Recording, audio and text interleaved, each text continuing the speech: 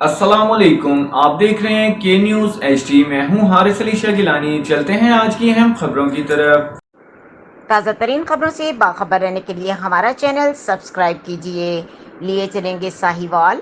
سابقہ سی او پاک وطن عبدالمجید خان بلوچ نے ساہیوال کے معروف ہائی اسکول 99/6 پرنسپل کا چارج سنبھال لیا۔ چارج سنبھالنے کے موقع پر D O Khadim Hussain Mohal, principal Nangal Anbiya high school Rao Muhammad Aslam, سابق principal Chaudhry Abdulrazzaq, professor mayor اور پرنٹ میڈیا ایسوسی ایشن کے صدر رانا وحید اور سابق سی او پاک وطن رانا کوثر بھی موجود تھے۔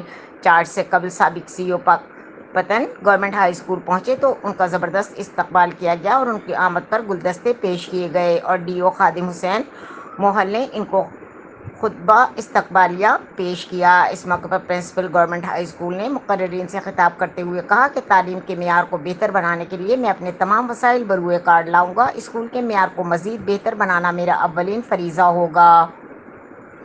انہوں نے مزید کہا کہ کسی بھی قوم کا مستقبل نوجوانوں کے سر ہوتا ہے اور نوجوانوں کو تعلیم سے آراستہ کرنا اساتذہ کا کام ہے۔ انشاءاللہ تعلیم کے ساتھ ساتھ نصابی سرگرمیوں میں بھی ہیضہ اسکول اپنا لوہا منوائے گا۔ میں اپنے اسکول کے تمام اسٹاف کو ساتھ لے کر چلوں گا اور امید کرتا ہوں اسٹاف بھی میرا تعلیم کے معیار کو بہتر بنانے کے لیے بھرپور ساتھ دیں گے۔